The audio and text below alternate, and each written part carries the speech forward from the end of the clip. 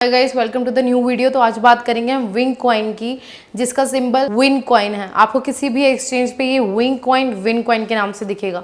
सो win coin को suddenly इतना trend में क्यों लाया जा रहा है? पॉपुलर तो था ही ये कॉइन, बिकॉज ये कॉइन ऐसे कॉइन्स हैं जो ₹1 के अंडर लोग ज़्यादा से ज़्यादा क्वांटिटी में खरीद के इन फ्यूचर प्रॉफिट कमाएंगे अगर वो लॉन्ग टर्म होल्ड करेंगे। तो ट्रेंड में क्यों आया? ट्रेंड में ये आया रिसेंटली एंड लोग पूछने लगे हैं कि क्या विन कॉइन ₹1 होगा, क्या इस कॉइन को खरीदना चाहिए या फिर ये कॉइन जस्ट एक नल वॉइड केस है, इसको बेच देना चाहिए।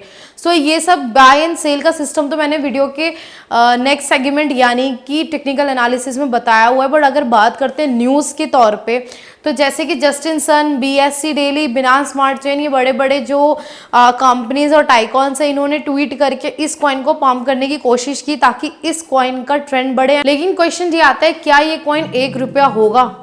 तो गाइज, ये जो ₹1 के अंडर वाले कॉइन्स होते हैं ये लोग आने वाले टाइम में, लेकिन आप इन कॉइन से इतनी एक्सपेक्टेशन नहीं कर सकते, बिकॉज ये जो छोटे कॉइन्स होते हैं ये आपको प्रॉफिट तभी देते हैं अगर इनकी वर्थ वैल्यू इन फ्यूचर जाके डबल ट्रिपल या अच्छी होती है। अगर ये कॉइन कुछ पैसा बढ़ते हैं तो आपको इतना ज़्यादा कोई प्रॉफिट नहीं मिलता।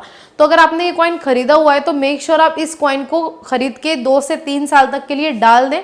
बिकॉज अगर आप ये सोच के ये कॉइन खरीद रहे हैं कि मैं ये कॉइन खरीद के ज़्यादा से ज़्यादा क्वांटिटी में प्रॉफिट कमा के एंड फटाफट से प्रॉफिट बुक कर लूँगा, तो शायद ये चीज़ गलत होगी। सबसे पहले हम लोग चेक करते हैं टेक्निकल एनालिसिस में कि इस कॉइन का आगे क्या टारगेट होने वाला है। क्या ये बुलिश मोड पे जाएगा या बेयरिश मोड पे जाएगा? वीडियो शुरू करने से पहले don't forget to subscribe. Hi guys, thanks for coming on the screen. First of all हम लोग डे चार्ट में देखेंगे आज कि ब्रेकआउट या फिर बेयरिश मोड क्या होने वाला है नेक्स्ट स्टेप। बट उससे पहले हमको साफ दिख रहा है कि जो विन USDT के चार्ट में जो पूरा इसका जो विन कॉइन का ट्रेंड चल रहा है फिलहाल तो बेयरिश चल रहा है। जब से ये विन कॉइन बना है, बस ये लास्ट टाइम जो उठा था वो उठा था आपका 5 अप्रैल 2021 में। इसने सबसे हाईएस्ट अपना ऑल टाइम हाई दिया था, विच वॉज 0.0029। ठीक है, तब से ये बेयरिश मोड पे ही है एंड अब जाके ये रीटेस्ट ले रहा है। और इसके रीजंस मैं आपको नेक्स्ट सेगमेंट में बताऊंगी कि क्या रीजन होंगे कि विन कॉइन अच्छा एक टारगेट दे सकता है। नॉट श्योर बट दे सकता है।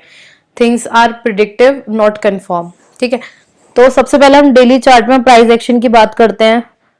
तो सबसे पहले हम इसका एक मेजर सपोर्ट लेवल अगर चेक करते हैं तो इसका मेजर सपोर्ट लेवल हम ले सकते हैं 0.00420। ठीक है, ये कैसा सपोर्ट है जो अगर ये ब्रेक करेगा आने वाले टाइम में तो ये और ज्यादा नीचे जाएगा। ठीक है, अगर आप इंट्राडे कर रहे हो तो आप बाय सेल अगर करते हो तो आप सेलिंग के टाइम इसको अच्छा प्रॉफिट कमा सकते हो अगर इस प्राइस एक्शन से नीचे ये बेयरिश मोड पे जाता है इन फ्यूचर। बट अगर बात करते हैं इसके ब्रेकआउट की फॉर द बुलिश मोमेंटम, तो इसका अगर हम जो प्राइस एक्शन में रेजिस्टेंट लेवल लेते हैं दैट कैन बी 0.00068। ठीक है, सो अगर हम बात करते हैं ब्रेकआउट की, इस रेजिस्टेंस लेवल को तोड़ के ब्रेकआउट देता है that it will goes bullish. ठीक है, और अगर ये इसके नीचे जाता है दैट वो कंफर्म बियरिश एंट्री होगी।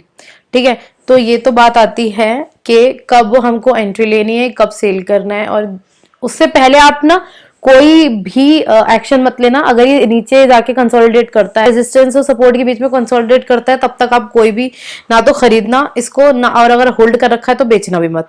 ठीक है, ब्रेकआउट का वेट करना। इंट्राडे है तो आप दोनों का वेट कर सकते हो, ब्रेकआउट का भी और बेयरिश के लिए भी। ठीक है, बट अगर हमारी बात आती है लॉन्ग टर्म स्विंग के लिए तो ऑब्वियसली आपको ब्रेकआउट का वेट करना पड़ेगा। और अगर आपने जितनी क्वांटिटी में खरीद रखा है आपको उस क्वांटिटी के अकॉर्डिंग प्रॉफिट मिल रहा है, then you can book your profit. अब बात करते हैं कि कंफर्म्ड एंट्रीज की। So for the confirm entry हम लोग 200 EMA और 400 EMA का इंडिकेटर यूज करेंगे। तो 200 EMA मतलब ये जो स्काई ब्लू कलर का एक EMA आ रहा है एंड जो रेड वाला है वो है 400 EMA। हम लोग 200 और 400 क्यों यूज कर रहे हैं? आपके दिमाग में अगर ये क्वेश्चन आता है, अगर आप क्रिप्टो ट्रेडिंग में EMA की बात करते तो आप छोटे EMA की बात ना करें, ना आप उस पर ट्रस्ट करें। 200 EMA और 400 EMA बहुत बड़े मूविंग एवरेजेस हैं। अगर कोई भी प्राइस एक्शन इस EMA को ब्रेक करता है तभी कंफर्म एंट्री हम लोग 70% मान सकते हैं।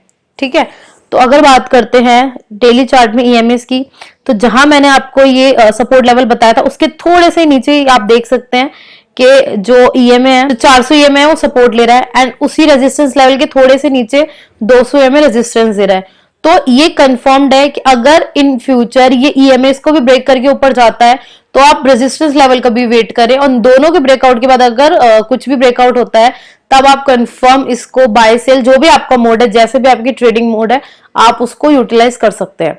तो ये तो बात आती है एक छोटे से प्राइस एनालिसिस की। अब बात आती है विन कॉइन के बढ़ने और घटने के पीछे क्या राज है। पहली बात, मुझे नहीं लगता कि किसी भी मिथ या किसी भी न्यूज या किसी भी ब्रोकर के कहने पे चीजें होती हैं।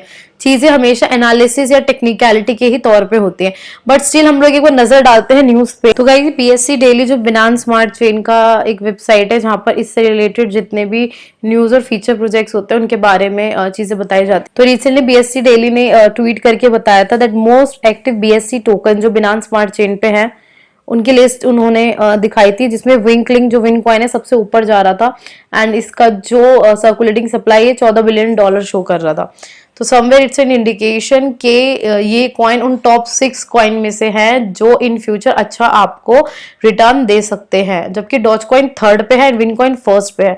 सो हम लोग सोच सकते हैं कि इस कॉइन की वर्थ वैल्यू इन फ्यूचर काफी अच्छी होने वाली है। एंड अगर बात करते हैं कि ये कॉइन ₹1 होगा या नहीं, तो गाइस हो सकता है, बट आपको उसके लिए काफी ज्यादा टाइम तक होल्ड करना होगा।